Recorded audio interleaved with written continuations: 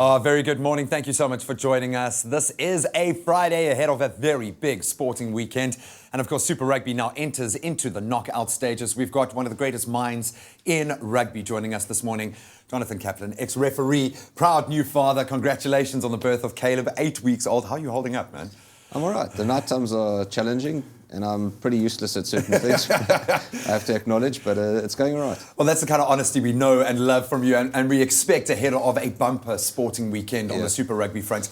I'm going to ask you a general question first. Do you think the South African sides have gotten off lightly when we look at how they are dominating now, at least going into the fixtures, and the season that they've had? Have they been protected from the New Zealand sides? Yeah, I don't think they've been protected, but I do think that the New Zealand teams are probably the strongest I've ever seen in the competition. I've never seen such strength across the board. Right across the board. Yeah, and on the bench as well. So I think their four teams deserve to be there without a shadow of a doubt.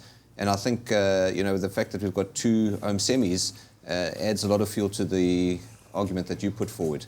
I think the competition needs a rethink. I don't think it's fair really that some teams play New Zealand teams and others just play the Australian teams. I think the public would feel happier if it was all put in a hat and then whatever came out. Yep. Well, at least we get to enjoy that narrative, the subtext underneath, which is one of the best tournaments because it's got that spice and all of those different role players. All of that being said, who has shone for you? Which South African franchise is getting it right?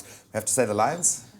Without a doubt. If you look at where the Lions came from a few years ago, I'm really proud of them as a franchise. They really are the flag bearers at the moment. Not to say any of the other two can't make it, but I really do. I love the style that they're playing. I love the players that they've pulled through. If you look at the Joburg test against Ireland, a few Lions players came on and ended up turning the game around. Well, it's another complete squad, and that is home base. We know that stadium does amazing things for them.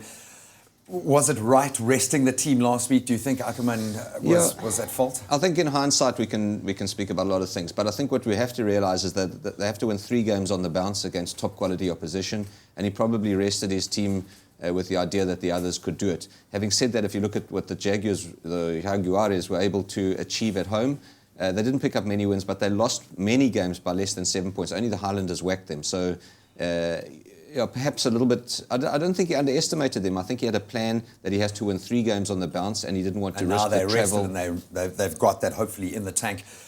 Probably the hardest draw, the Sharks. That would seem like the biggest uphill challenge this weekend. Yeah, I think the Sharks, are probably a team in flux, and they're still building into some, hopefully a special team. But they're there, and they've made it, and that's perhaps what you were talking about in the beginning about the competition and how it's structured. Yeah. But look, they're a very proud franchise, and they'll do themselves proud. But they are playing against the form team, and the team, and they were unlucky. Last year, the Hurricanes were unlucky not to win the whole thing. They've carried that theme through, and they're definitely favourites. And just very quickly, the Stormers and the Chiefs, obviously a couple of very young, new players coming into that Stormers outfit. Will they be able to do it? I'm